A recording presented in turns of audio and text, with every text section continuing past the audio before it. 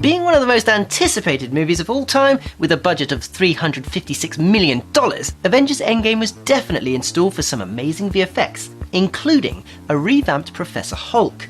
I mean, just look at the detail in the way the pores stretch and flex with the skin. Incredible. Hi, I'm Jamie Gutierrez from Fame Focus, and this is a VFX breakdown of Avengers Endgame.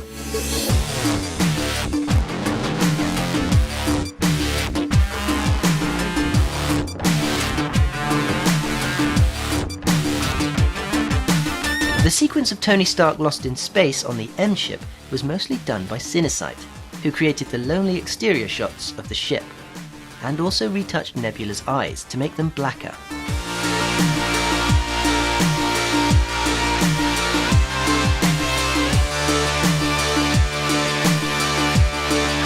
Her robotic arm was added by them too.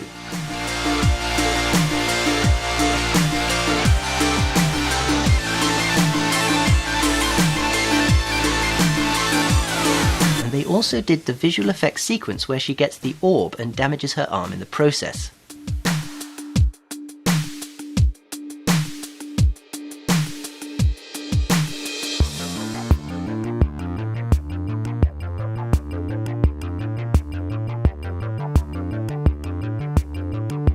Cinesite also took care of the chase between Hawkeye and the Outriders beneath the rubble of the Avengers base. Choreographing the interaction between these 8-limbed creatures was pretty challenging. They created multiple animation cycles of the way the Outriders move, which included running, climbing, crawling, and leaping. The scenes were blocked out first, which basically means key poses are created to establish timing and placement of the characters and props in a given scene or shot, and the animation was then later refined for each creature.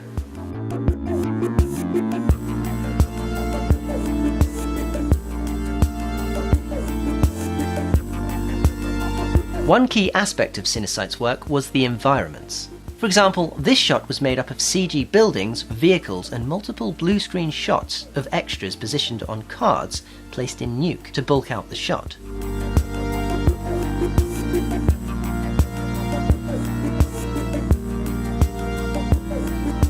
The sequence that involved Ant-Man giving Tony a mild cardiac dysrhythmia was also Cinesite's doing.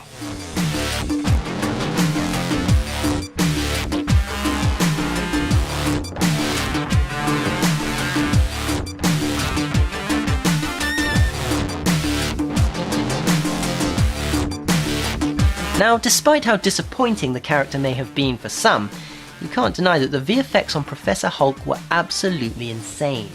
What was also insane was how many VFX companies worked on the movie. 14. Framestore developed their machine learning technology in order to create a quick first-pass animation that could be used to help filmmakers decide on the edit before beginning the process of refining. Keyframe animation was then developed for over 60 shots of Professor Hulk. This procedure of capturing the performance was key for the animators.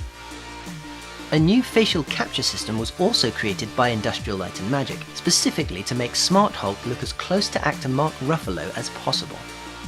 Getting the right look and performance also involved scans, facial capture, and hand animation of the actor, as well as some concept art for reference.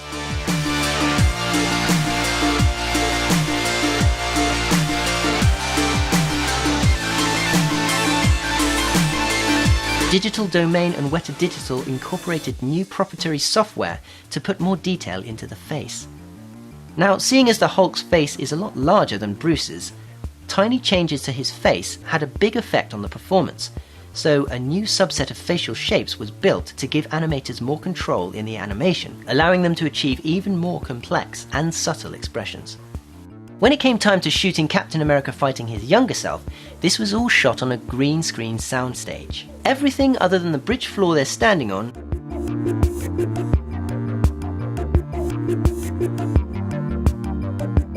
and a set of stairs was green screen.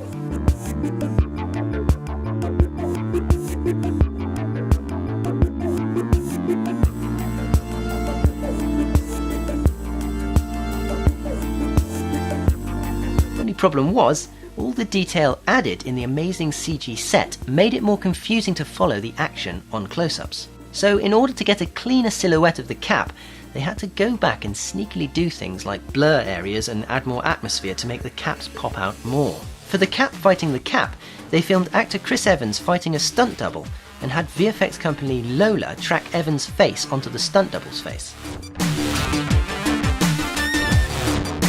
And finally, for the portal scene in the end battle before Tony Stark does the whole switcheroo with the Infinity Stones, Weta Digital's digital map painting department created completely CG environments. And rather than record everyone and everything going on at once in front of a green screen, which would be absolutely ridiculous, they compiled multiple passes that were each rendered through their respective portals with the same camera movement in order to key together and parallax in this incredible scene.